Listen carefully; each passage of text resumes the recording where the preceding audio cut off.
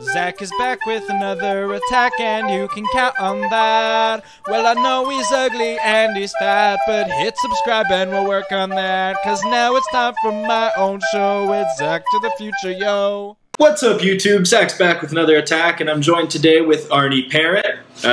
He is a Renaissance performer. My family and I've gotten to know him from the Bristol Renaissance Fair. And you guys may have seen my video about that and even would know him from watching that video. So today we're going to be asking him some questions. How are you doing today, Arne? I'm good. I'm coming off of a little bit of sickness, so I have that like post-sickness, I feel good and now everything feels good. You feel better. It's like the world is just an amazing place. So I'm in a very good mood. Yeah, post-sickness euphoria. What was that? Sorry. That post-sickness euphoria? Yes, that is exactly what I have. Post-sickness euphoria. Oh, yeah. So, quick question. Is there a story behind that mask hanging up over your shoulder there? Yes, there is. That I had 3 or 4 years ago here in Chicago, I directed a production of The Tempest, and it was adapted by a friend of mine, and we sort of swapped out. We replaced half of the cast with puppets because we thought it would be more interesting than having them not be puppets. And so when we did that, we wanted to give Prospero sort of his magic, like magic. We wanted him to have special things he used, and so this was his mask. When he was summoning the storm, he would pull the mask on and then do his magic boogly boogly stuff. So that's his mask. I keep it and I display it there proudly because I was proud of that production.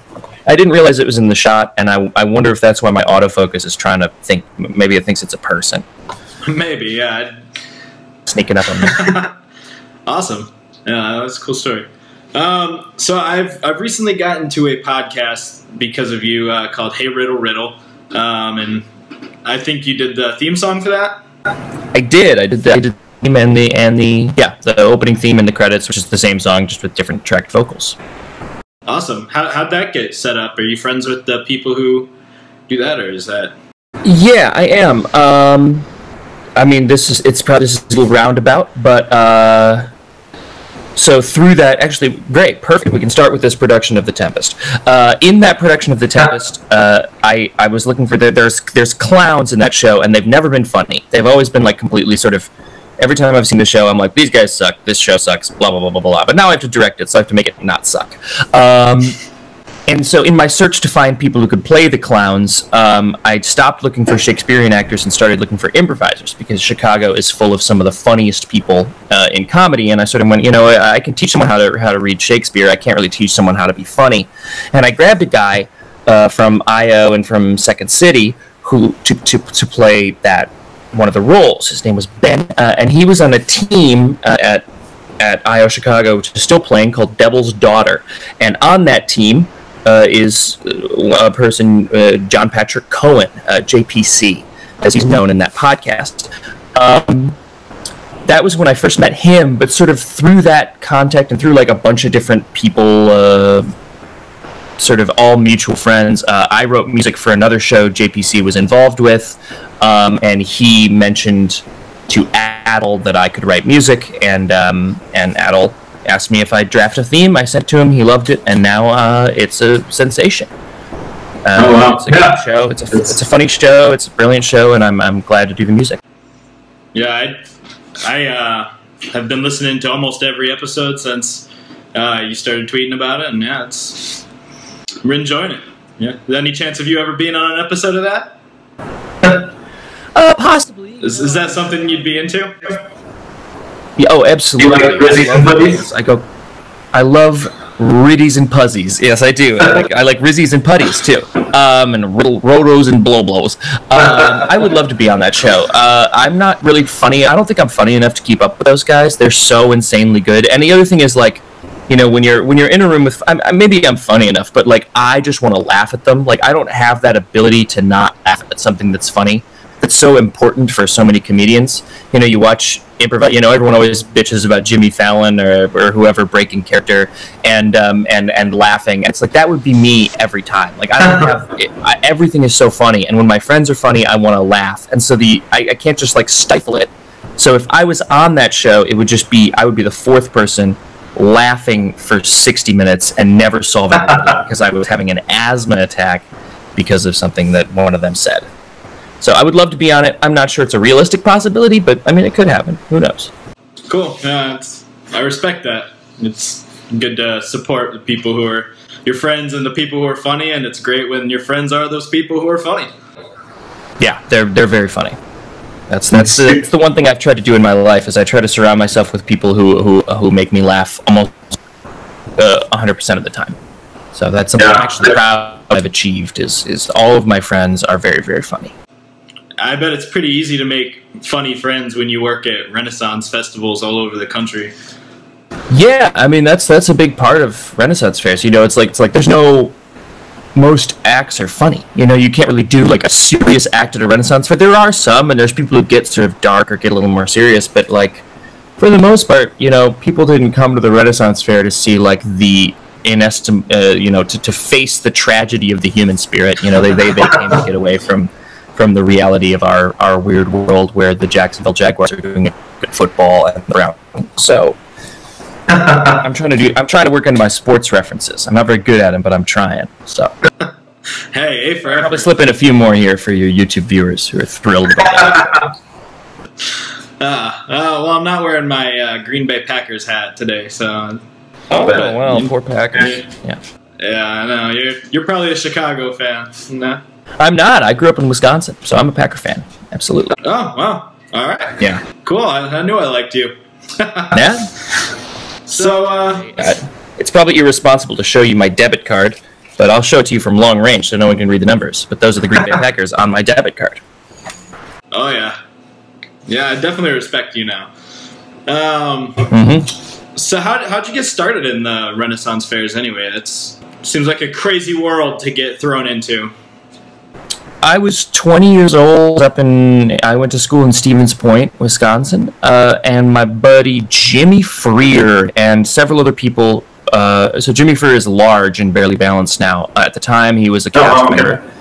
We were all in an improv group together, and he was like, "Why don't you guys come down and audition? It's fun." And he and the other people who were coming from Stevens Point got it through general auditions, because that's how it used to be. Like there was just you go to general auditions in Milwaukee, and you would be auditioning for like all these theater companies, and the Renaissance Fair was there, and they would just pick people they wanted. I don't think they do that anymore. Maybe they do, but I don't think so. And so he dragged me and like 5 other people from Stevens Point down, and it's just me. I've just lasted the longest. I mean, we all got into a room in front of the old artistic director, whose name is Ron, and we did our weird characters. You know, he was like, play a character in Elizabethan village, and Jimmy played a guy that was the guy who followed the horses shoveling poop into a backpack, and I've probably played some like biblical scholar who was trying to learn about new Bible stories or something super intellectual, and they told me to tone it down and be funnier. But yeah, so I my first 2 years I played characters. The first year I was just roaming around as Basil Frodsworth, who was a professional spy who was very, very bad at what he did. And then the second year I was Arnesium Phosphate, who's an alchemist and an inventor and like just a crazy. I had a big scorch mark for the entire front of my body was a scorch mark, except for 2 like holes where my goggles were, and this was white, and this was all just like char, and then dangling around my neck were the twisted, burned remains of my goggles. And then after that, while I was doing that, I started playing music. Like I found a guitar backstage and was like, I'd written a few songs at that point, not many. But I was playing songs, and I wasn't going to do the fair again the next year. Like, it's just, it made no money. It was a huge commute. It was a ton of work. And it was fun, but it wasn't, like, fun enough for me to justify the 3-hour drive down every weekend. Right. But when I picked up a guitar, I was told that I could do a soft hat contract, which is where you get to pass hat in the street, and then you get to take tips from people on You can't pass it on a stage. You don't get a stage show, but you get on Busk. And I did that and found that I was making money and also having a good time writing these sort of vaguely Renaissance comedy songs. And then from the rest is just me getting better at that and trying to do that more and more. Now, if I may ask, would you make more money if you were walking around the streets? Are you able to play more consistently than you are if you're just on a stage show at a specific time? I'm sort of at the point where it's about equal to me. I mean, I definitely, like, if I busked like the full 9 hours, I think I would make good money. But there's also something to be said for being in a location, right? Like, that's why you guys can find me. That's why, like, fans. That's why people who want to see me. Like, the problem with busking for the full time is like, where am I? Nobody knows. You could come and not see me. And so having stage shows is valuable for the sake of, well, now I'm on the schedule, people can come find me and I can get repeat tippers. So I can maybe make more over the course of a day, like just on an average if I just bust around, but over the course of like 5 years, having a stage show is definitely better because you want to build an audience and have those people come back and sort of repeat those tips. Yeah, definitely. So while you were busking or even now just walking around all these Ren fairs, what's your favorite food to eat? Or do you have a favorite food that's outside of Ren Fair as well? Or yeah, I have so many favorite foods. I have 100,000 favorite foods. Okay. So at the Bristol Renaissance Fair, my favorite food is far and away the Portobello Banger. It's just a bratwurst that they stuff with cheese and mushrooms. Like okay, great. And then they cover it with caramelized onions and put mustard on it, and it makes me so happy. It's so delicious. It's about to be noise as someone comes in the house, but don't worry about it. At the Ohio Fair, which is the fair I'm doing right now, they have a really good a place that sells sort of like tacos and like shrimp and like delicious tacos, and they also have a quinoa bowl, which I like very much. So those are my favorite fair foods. I sort of like the healthier ones because there's not too many options for that. Everything is sort of dipped in batter and then stuck in stuck in oil. But outside of fair, oh my god, what is my favorite food? No one's asked me this question since I was probably 13 years old, and that's a crying shame because okay, so I like a good sandwich. I honestly think that there's not much I like more than like a Reuben or like a patty melt or just like a really, honestly, it doesn't matter what kind of sandwich it is. Like a really well-proportioned sandwich is my favorite food. All right, you're talking my language now with these Reubens and patty melts and stuff. You're making me hungry. Maybe that wasn't the best question to ask him. Yeah, I am so hungry right now, and this is your fault. I know, I'm sorry. So, do you think that you would be as popular in the real Renaissance as you are at the Renaissance fairs? Wow. So I think if I lived in the real Renaissance, I would be dead. No, there's no way I would have made it past 10. Like I'm such a sucker. I would have been like swindled and sold probably, and then killed. Like I would have been sold into some sort of indentured servitude, and then on the boat I would have died because I held my pee for too long or something, or I don't know. Like I climbed up on the deck and went, wow, what's on there? And like I tripped over the boat, was killed by sharks. I don't think, if by some magnificent feat of divine intervention I made it to be 30 years old in the Renaissance, I think that I would have had like a chance at some sort of small fame, but I think that I would not actually achieve it even a little bit. I think that I also just think that I'd be, yeah, I don't have any practical skills. Like I have nothing that I have to offer would make me live very long in a time period where you have to know how to cook and make a hat or build a house or whatever. Yeah, I like the honesty. I'll accept that. I mean, that's probably true. Yeah, same here. Modern luxury, I would be. Yeah, I mean, we all would be. Like, I think about that all the time in fantasy books.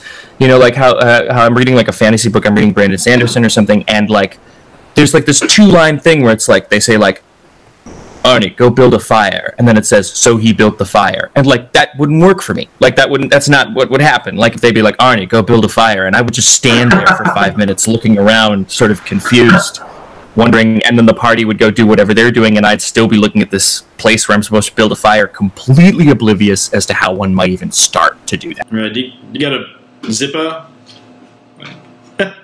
Yeah, right, yeah. Somebody give me some, if you got a lighter and some gas, I can take care of this. But, nope. But if someone can light one, I'll gladly eat this fire, so it's... Yeah, I'll eat the hell out of this fire.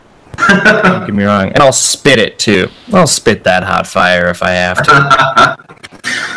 Okay, like rapping? You're gonna start rapping, spit some hot fire? If it was the Renaissance, yeah, that's what I think I'd do. In the Renaissance, I think I'd be the first ever rapper. I believe it. I mean, one of my favorite songs that you do is your Shakespeare song. Yeah.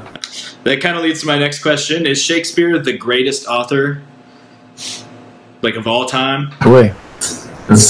I don't know. You know, I mean, I think he's very good. I think he's super... Depends on how you define great, I guess. I think he's certainly one of the most influential authors of all time.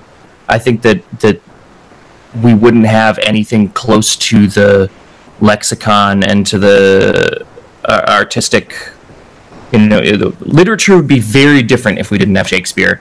In terms of, like, greatness, I think that there's works being produced now that are better than Shakespeare's works, but I think they're going to be less influential. I mean, he built a sort of a floor that is so astonishing that we've sort of been lucky enough to be able to move into to other grander things. But I guess probably the most influential writer of all time, I think.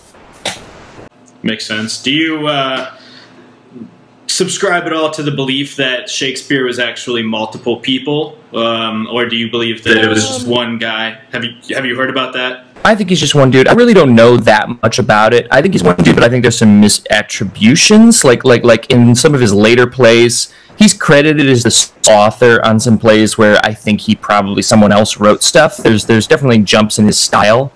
But I don't necessarily. I think that's more of him going, well, I didn't finish this part, and he had someone else who he was working with, who just isn't named, or like someone in the company who he was writing with, who was like, you know what, if you want to be a playwright, sure, here, why don't you try writing this scene, and then he punched it up. But like, I don't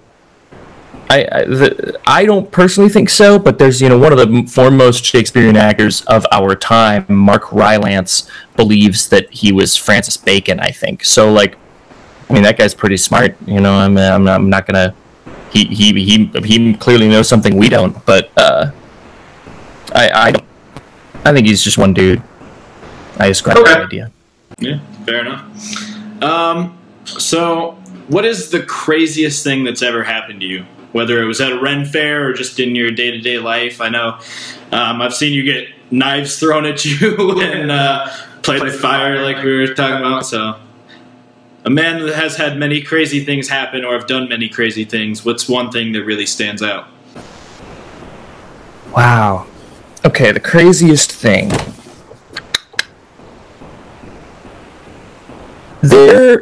I mean, a lot of that Ren Fair show stuff, a lot of that Mooney and Friends show stuff was definitely some of the craziest stuff to me. I'm trying to think of... I feel like there's some things in my life that, like, I guess the crazy part of it is just like how much coincidence it took to get to that point. Does that make sense? A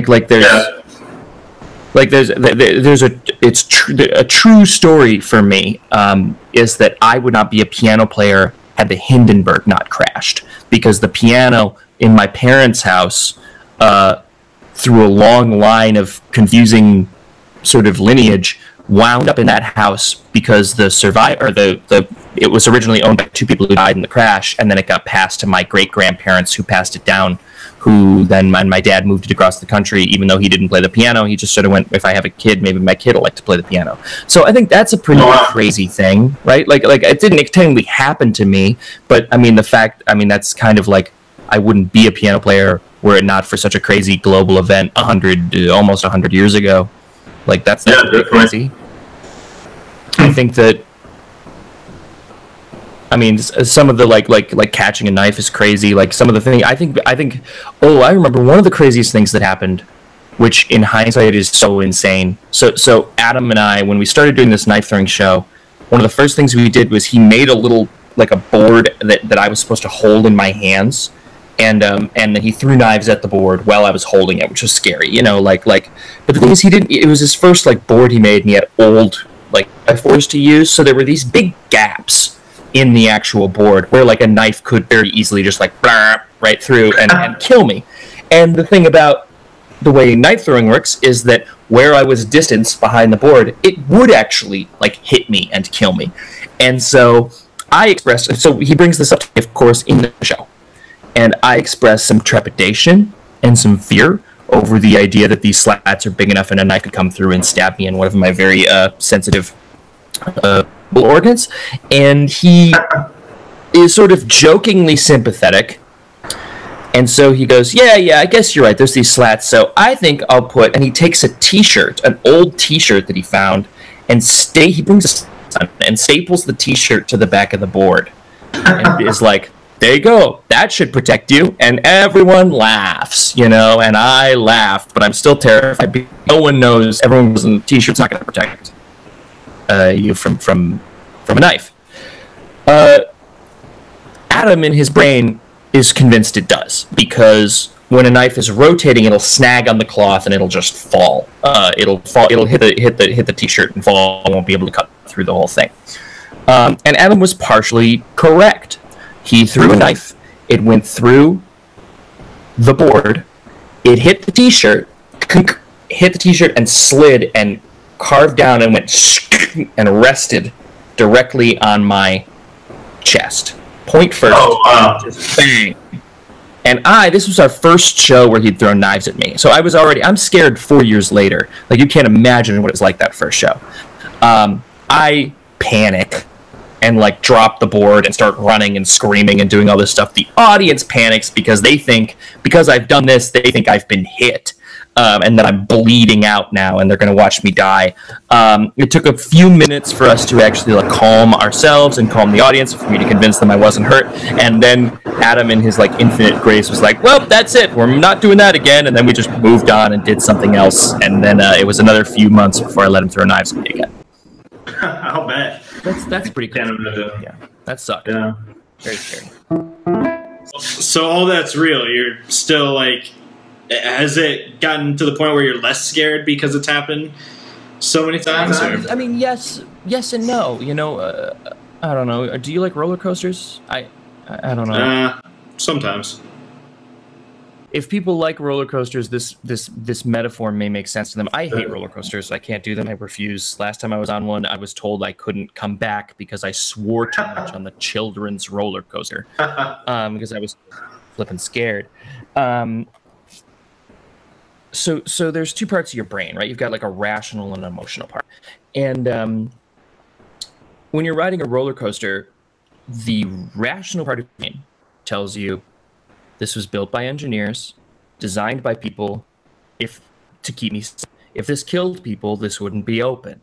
If this was truly a dangerous experience, they wouldn't have all these safety things, they wouldn't have all these measures, they wouldn't have all these regulations, and they certainly wouldn't have all this stuff that is designed to protect people. But as you're climbing up to the top of the first drop, like, you don't care about that, right? Like, even though logically speaking, you know you're not going to die, you kind of give into this fear, right? You want this feeling of helplessness as you plummet, I don't know, what feels like 2.5 miles to the face of the earth. You kind of want that feeling that, like, at any moment, this could be it. This is it. Like, the fear rises, the adrenaline, all that stuff, and you give into that fear, even though logically you know you're fine. And that's what having knives thrown at me is like. Is logically, my brain goes, he's done this 1,000 times. He's a robot. He's a practiced man. He does it now every day. We've done this show for so many years. He throws around his wife. Like, at a certain point, there's so many logical things that lead me to believe you don't have to be scared. But then one knife right past my head and slams into the board, and I'm scared. And there's nothing I can do about it. Like, I suppose if we had to practice, I could really focus and get into that mindset of like, no, this is fine, everything's okay. But for shows, it's definitely the adrenaline's already there. I just give into the fear and understand that that's just what it's going to be. Yeah. Like. Cool. Good answer. Yeah. Hey, thanks. Let me know if any of my answers are bad so I can go back and redo those. No, I think they've all been good. So my next two questions are from your Twitter. I went back to Twitter. I went back to the first tweet you ever posted, and the very first one says, "Not enough people fall downstairs carrying expensive china these days." That's actually. Does that still hold true? Yeah, that's a good first tweet. That's funny. I'm not usually that funny. That's pretty good. It's true. I mean, yeah, I think that holds true. You know, you always see. I feel like you watch these old movies and you see these people. Like, I'm holding their china, and they're like, someone goes, "Doris," and she goes, "What?" You know, and it's like this big deal. And I've never seen that actually happen. I saw it in 6 or 7 movies when I was a kid, and I have not seen it once. So it makes me think it used to happen a lot. And then we learned or something. I don't know. No, I agree with that. That's a good first tweet. I am proud of that, and I stick by it. I was so nervous. I was like, I don't know what I'm going to have. Yeah, that was a good first tweet. The second tweet you ever posted was the first of my many pretentious tweets from Starbucks. And that was in 2010. So 8 years later, do you still have many pretentious tweets from Starbucks? I go to Starbucks every day and I do not tweet from Starbucks. That's crazy. Although I correctly predicted in 2010 that I would still be coming to Starbucks. I don't usually Starbucks, I grab my thing, I usually sit, and then I certainly don't usually tweet. So the pretentious tweets have become pretentious thoughts in Starbucks. Yeah. Well, actually, no. My thoughts have moved away from most of my thoughts now. Like that was 8 years ago, so I was 22 years old. Most of my thoughts then were definitely like, "Oh, I'm such an intellectual. I'm thinking about the world. I'm dealing with so much." Oh, it's just like now I'm just looking at the sandwich counter, going, "How much cheese can I eat?" Bet it's a lot. So like that's now what I think. But back in the day, boy, I can relate to that. Just thinker. Of course, everyone can relate to how much cheese can I eat. So my last question for you, and it's kind of a big one, but I try and ask everyone this because I actually run a nonprofit organization for non-bullying. Oh yeah. So, were you ever bullied, and has that played an influence in your life today? Yeah, I was bullied. I was bullied from middle school on. I remember it effectively not ruining, but like my middle school was I remember being pretty terrible for me. I don't think I had really very many friends. My name was Arne Parrott, in a small town, Wisconsin. A lot of people probably don't believe that's your real name. They certainly not. And it was the funniest thing in the world to these kids was the fact that my name rhymed with Barney, and also I was a gawky, socially awkward kid. I wore like clothes that were too small or too big, and I certainly didn't do a very good job of like being cool. So I was bullied in middle school, and I was definitely a bit in high school, but up until I think there was a switch at some point in like junior or senior year, I found myself feeling cool. And I remember what it was actually. I took a creative writing class. I'll always advocate for sort of the arts in high school because this was the first time I'd ever really like opened up and written, and I was good at it, and that was so unexpected. Like I was good at writing, and I wrote, and it was funny, and the teacher liked it, and I just felt like when I got it back and him going, "This is really funny, you should keep doing this," I went, "Wait a minute, funny? What? I guess I am kind of funny." And then from there on out, it was sort of like, I feel like my senior year, I was not bullied at all. Definitely, my senior year, I definitely wasn't. In college, no, there was no bullying there, but except for like, you know, just like the classic like drunk bro bullying, which is like, no, I don't really count that as bullying, because they just would have picked anybody. They didn't like single me out. It was just like, nice hair, nerd. You know, like, okay, cool. That's not doesn't really count as like you emotionally destroying me. Right. I think, but yeah, it was informative, and it was vital because, I don't know. I think the thing it did the most was it made me keenly aware of how easily you can affect other people, because, and that's something that never really left me, and I think remains with me to this day, is the idea that you know, even in middle school or on the street or wherever, like you can say 6 or 7 words to somebody that can ruin their day. And so I thought, well, you can probably also do it the other way, right? Like you can say 6 or 7 words that'll make someone's day easier or better. And so I've always sort of subscribed to that idea that like you can help other people just by paying attention, being sensitive, and talking, because you can hurt other people by being insensitive and choosing to hurt them, you know. So it's sort of a yin and yang thing for me. So yes, it affected me. I certainly don't think anyone should be bullied, and I wish it never happened. But at the same time, I did take good lessons from it, and that is things that I found very important. So if anyone is suffering or struggling with it, it is the kind of thing that when you do grow up and when you do learn more about life, I think it informs healthier decisions to have experienced it. I don't, you know, obviously I wish it didn't happen, but, you know, it does get better, and it does get sort of, it's helpful, you know, to have overcome adversity like that at a young age. And my bullying was never like, oh, I didn't get like the shit kicked out of me or anything like that, but I did get sort of pushed around, and like I never got hurt badly, but definitely physically a little bit, and definitely like emotionally